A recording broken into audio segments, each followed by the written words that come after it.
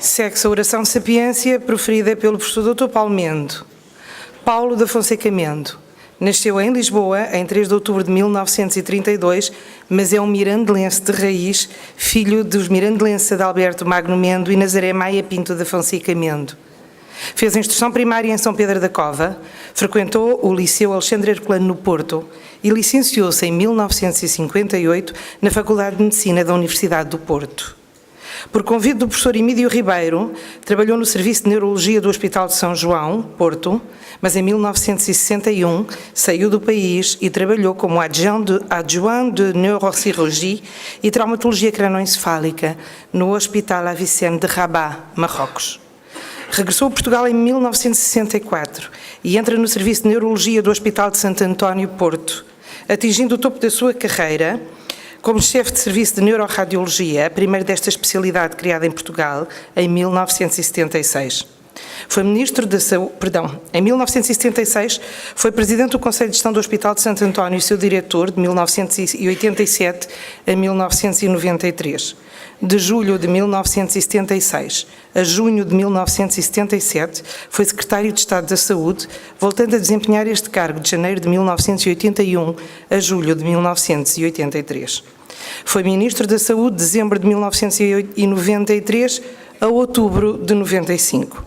Foi Presidente da Sociedade de Neurologia e Psiquiatria e Presidente do Colégio da Especialidade de Neuroradiologia da Ordem dos Médicos. Foi ainda Presidente do Conselho Diretivo do Instituto de Ciências Biomédicas Abel Salazar e seu representante no Senado Universitário. Foi regente da cadeira de Radiologia no ICBAS e membro da Academia de Medicina Portuguesa, bem como, desde 1997, e peço desculpa porque pensei que trazia duas folhinhas e trazia... Peço imensa desculpa. E desde 1997, sócio honorário da Sociedade Europeia de Neuroradiologia. Foi deputado da Assembleia da República de 1995 a 1999. Desde a adolescência que esteve com os ideais democráticos, mesmo com algum anarco-sindicalismo, vendia na juventude o jornal Batalha. Esteve ligado ao Movimento Unidade Democrática Juvenil, valendo-lhe a prisão pela PIDE em 1956. Abandona por 2 anos o curso de Medicina e liga-se à Escola de Belas Artes do Porto, onde conheceu Verónica Leonor Soares, a mulher com quem viria a casar em 1954 e ter um filho, Pedro Manuel Mendo.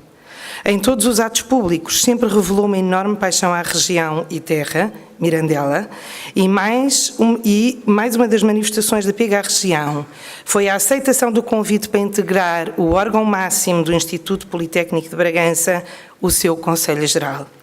Estamos em crer, Sr. Professor, ser esta uma das mais importantes tarefas que tem desempenhado ao longo da sua vida, obviamente, por afeto o dizemos e não de outra forma, e a título de brincadeira, ao longo da vida e que muito, muito agradecemos. O professor Dr. Paulo Mendo vai fazer a oração de sapiência no âmbito das comemorações do dia do IPB. Sr. Professor, se faz favor.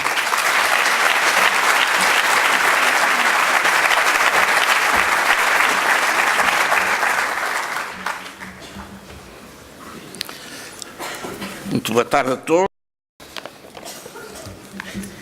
Vou tentar ser o mais rápido possível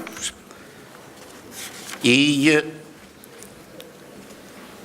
tenho que começar naturalmente por me dirigir ao Sr. Secretário de Estado e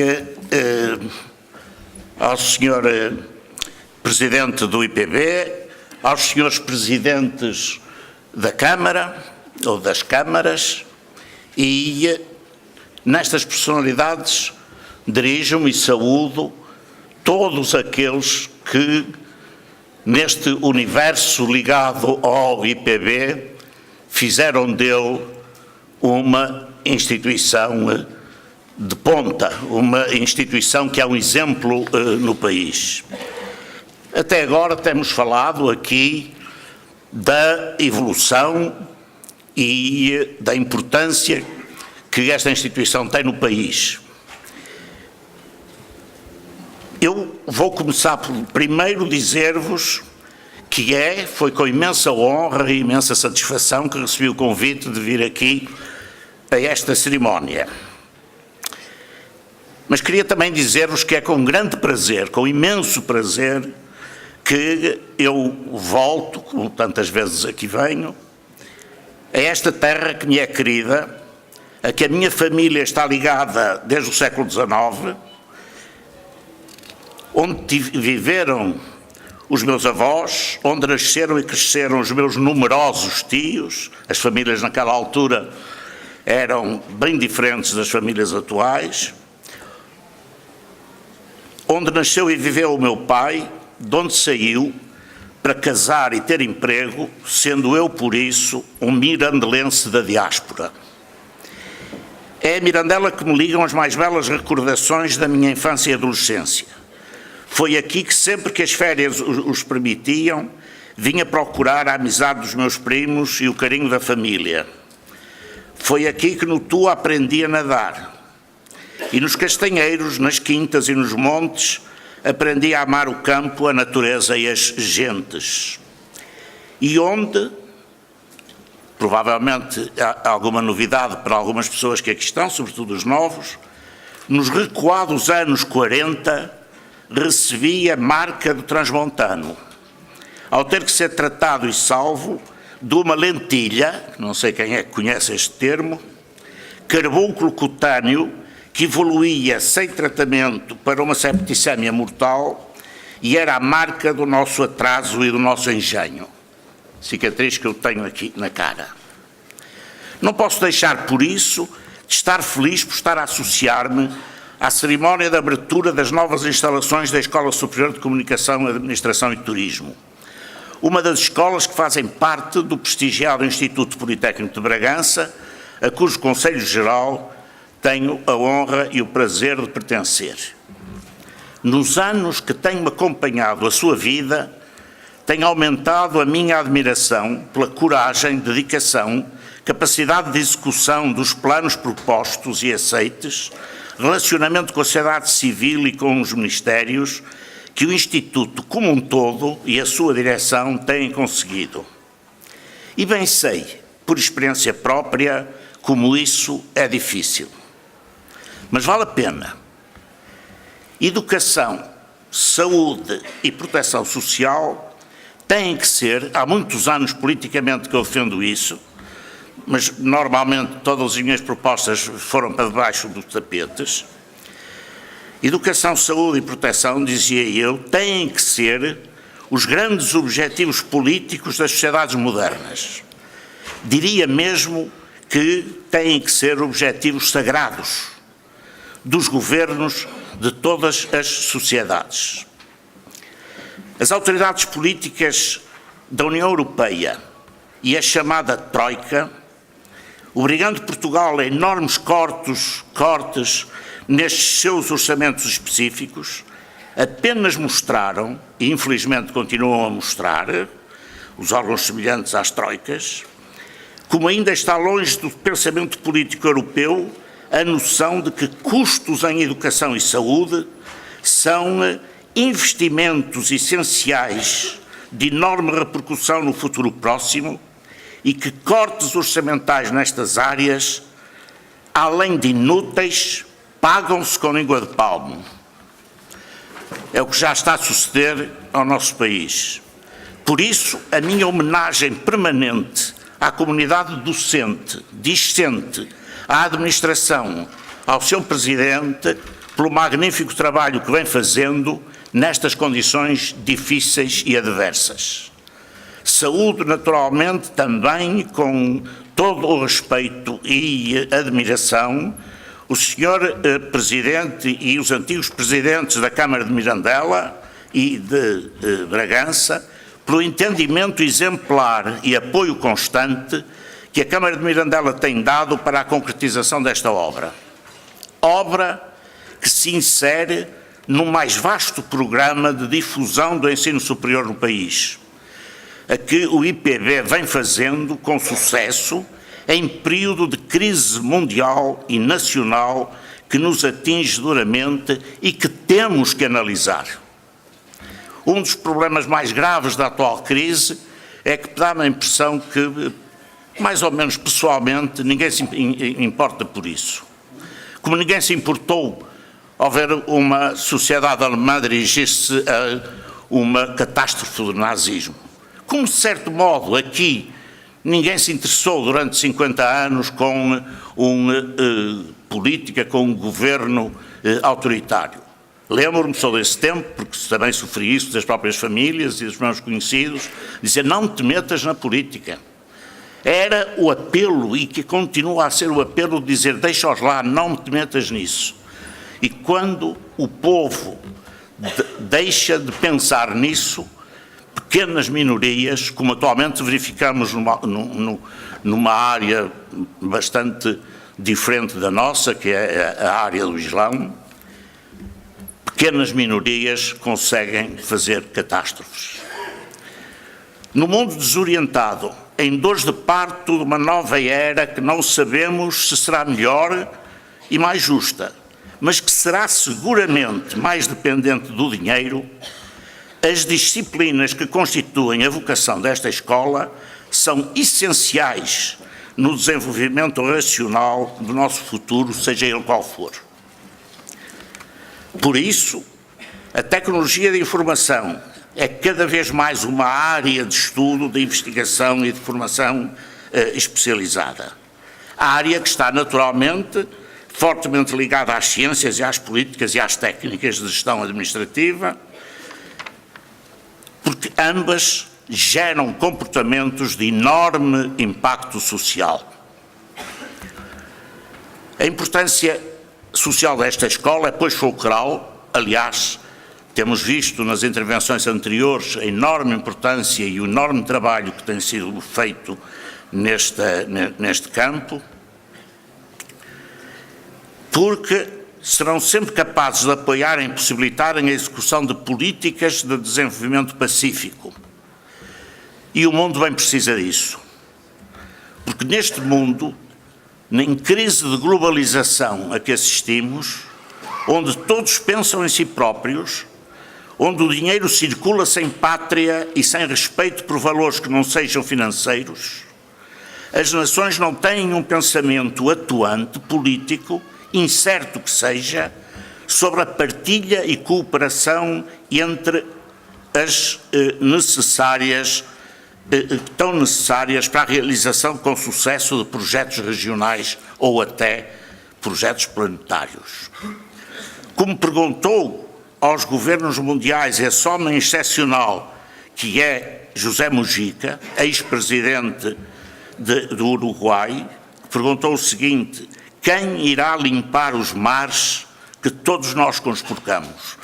Esta pergunta e tantas como estas continuam debaixo dos respectivos tapetes, escondidos nas gavetas, porque ninguém quer pegar nestes problemas que são cada vez mais atuais e que estão disfarçados um pouco num vago programa de proteção climática.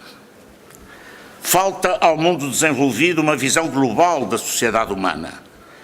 E a crise que o assola e o mantém dividido em múltiplos acordos regionais, com diferentes histórias, com múltiplos acordos, com diferentes objetivos, condiciona comportamentos de amizade, afetivos, de ódio, de paz e de guerra,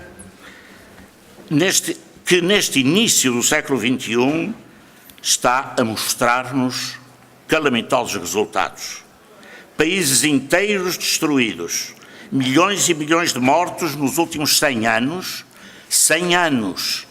que são o século mais culto e desenvolvido da nossa história, milhões de refugiados em fuga, mundo que continua a gastar, e espantemo-nos, 500 milhões de euros por segundo em despesas de armamento e preparação de guerras, em que a insegurança se universalizou, em que a barbárie atingiu cúmulos nunca vistos,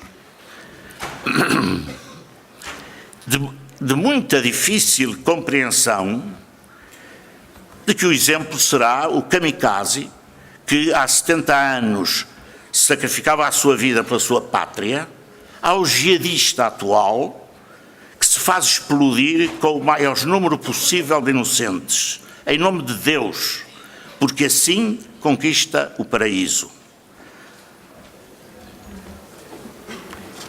Entre estes dois, há a distância inultrapassável entre uma posição que ainda posso aceitar, pela generosidade que demonstra, pelo amor que afirma aos seus semelhantes, e a do jihadista, que, pelo contrário, se afirma convicto até à loucura que Deus precisa do seu martírio e do sacrifício do maior número possível de inocentes. É o regresso, no século XXI, a comportamentos animais, irracionais e ferozes, que nenhuma lei da guerra na história do homem previu ou aceitou. O mundo ocidental, com 2000 anos de tradição cristã, personalista e laico, continua a viver uma cultura egoísta, em que cada país defende orgulhosamente os seus interesses e em que o vizinho continua a ser o inimigo provável, em que as nações dominam nações, em que o direito à força e à chantagem continua a poder ser usado.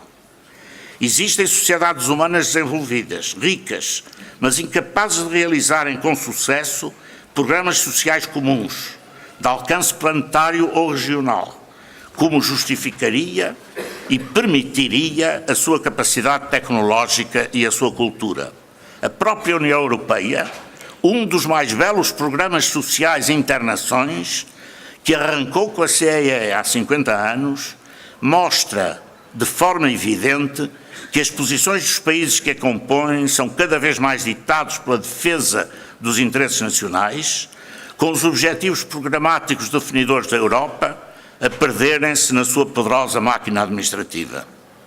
Escândalo humanitário inadmissível, onde os foragidos dos seus países devastados encontram as portas fechadas.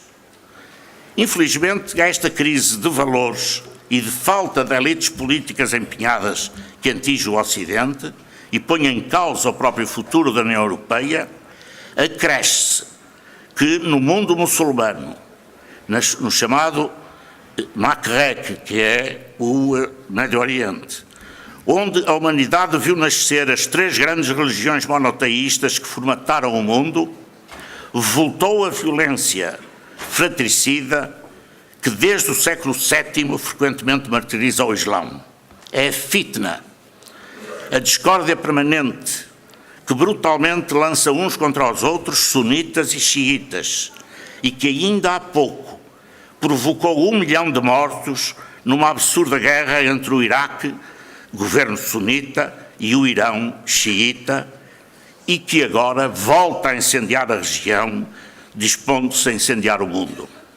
Uma nova entidade política, o chamado Estado Islâmico, o DAEC, se quiserem, ocupando numa guerra sem lei territórios do Iraque e países vizinhos, aviso da área da Grã-Bretanha, quer restaurar o califado sobre um califa que assumiu o nome bem sunita de Abu Bakr. Abu Bakr foi o primeiro califa depois do profeta e que foi também o primeiro inimigo dos que viriam a ser os xiitas, poucos anos depois da morte do profeta. O profeta morreu em 632, em 650 já havia este desencontro entre estas duas escolas, chamemos assim, corânicas. E este Estado afirma-se como vingadora da cruzada cristã e que irá resgatar os territórios que os cruzados cristãos lhes roubaram na Terra Santa e no Al-Andalus há 1000 anos. Não sabemos, mas a mistura de fanatismo religioso com dinheiro sem limite, com armamento que nunca falta, com petróleo e totalitarismo, permitem-nos ter os receios mais pessimistas. E é neste contexto europeu e mundial da crise generalizada que mais necessários são os programas sociais, de educação e saúde, muito mais úteis que as armas na luta pela paz entre os povos. Daí também a bondade e a necessidade da licenciatura de turismo, por exemplo, nesta escola.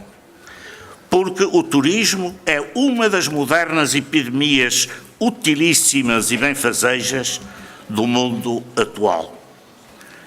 Bem sei que o turismo é uma pequena coisa, comparando com os milhões de desalojados, expulsos, fugitivos, perseguidos, que enchem acampamentos precários, atravessam mares, saltam fronteiras, passam fomes, procurando um lugar onde tenham um pouco de sossego, trabalho, um emprego, onde possam viver com um mínimo de calma e felicidade, educar os filhos e sorrir de quando em quando. Infelizmente estamos longe de poder transformar em turistas o 1 milhão de fugitivos que no ano passado entraram na Europa, que seria um belo e execuível programa da União Europeia. A União Europeia tem 2 refugiados por 1000 europeus. Somos cerca de 700 milhões e entrou um pouco mais de 1 milhão. No entanto, por exemplo, o Líbano tem 1 para 3. Em cada 3 libaneses há 1 que é refugiado. E seria, portanto, um belo e execuível programa da União Europeia transformar as populações que escolheram a Europa como refúgio em cidadãos que pudessem fazer em poucos anos turismo de férias e não fugas em catástrofe. A União Europeia é rica. Este programa seria uma das mais belas respostas ao terrorismo universal que atinge todas as sociedades ricas e pobres, numa demonstração de que é possível e necessário executar programas sociais em parcerias de muitos países, como será indispensável para realizarmos programas à escala planetária cada vez mais necessários e como será vital para a nossa civilização a solidariedade entre as nações. E este estímulo à coesão e ao entendimento entre as nações é uma das virtudes intrínsecas do turismo, cujo desenvolvimento o vai transformando numa força poderosa de educação dos povos, de compreensão amiga dos outros, do conhecimento das culturas e património dos vizinhos, aproveitando o aumento do poder de compra dos cidadãos para fomentar a viagem, o estudo das nossas sociedades, a tolerância entre os homens, fazendo possível para que haja menos fugitivos e muito mais turistas. Este universo que mobiliza, apesar de tudo, enormes quantias. Em 2015, em Portugal, o turismo valeu 10.598 milhões de euros, ou seja, 47% das exportações de serviços, e que necessita de muito mais profissionais competentes e militantes, independentes nos tempos que atravessamos e que não sejam apenas guias neutros de turistas endinheirados. Não gostaria de acabar, e acabo já, sem vos dizer algo sobre este fenómeno que para nós, europeus de cultura cristã, é desconhecido e ameaçador: o movimento terrorista do Estado Islâmico. Na minha vida pessoal, 3 anos depois da minha formatura e do meu primeiro internato, portanto pronto para fazer a especialidade de Ciências Neurológicas, também eu fui mais ou menos expulso do meu país e em 62, já lá vão 50 e tal anos, fui com a minha mulher e meu filho, de 6 anos, para Marrocos, onde no Hospital Avicenne, em Rabat, trabalhei em contrato durante 2 anos. 2 anos inesquecíveis, em que criamos amigos, me apaixonei pelo país, que frequentemente e com permanente curiosidade, amizade e afeto, frequento há mais de 50 anos. Estudei a sua história e a história do Islão. Registrei com tristeza o total afastamento e exclusão da nossa memória coletiva, o significado e influência da presença de mais de 6 séculos de uma comunidade islâmica no nosso país e na Península, onde o andaluz foi exemplo de uma sociedade avançada.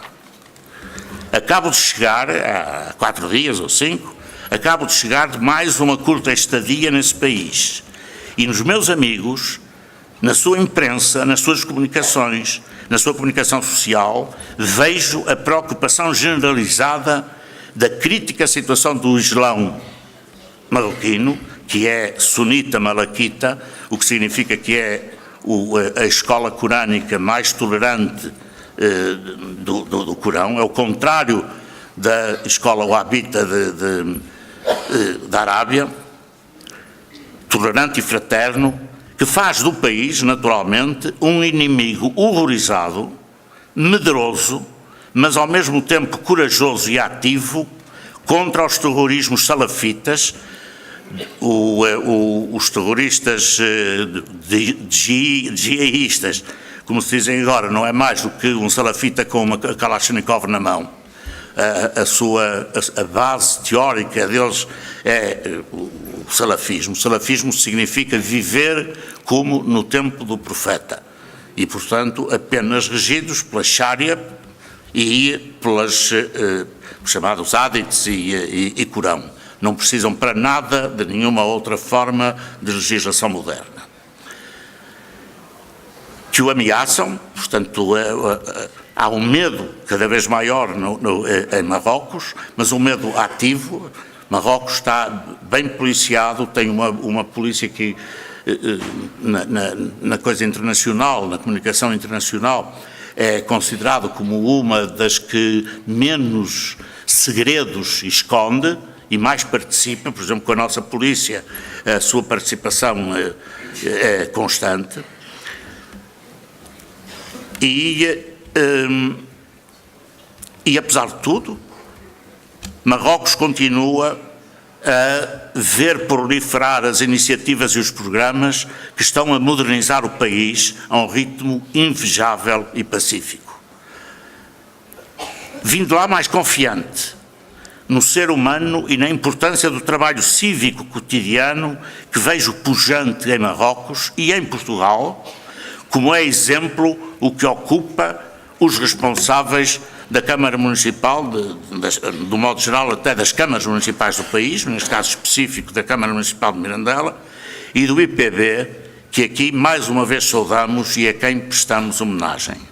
Porque o futuro está neste trabalho cívico cotidiano, que vai transformando o mundo, e não nas criminosas utopias sangrentas que, como diz o intelectual argelino Kamel Douad, sobre o jihadismo, diz o seguinte: cairá, quanto mais não seja, porque é uma impossibilidade.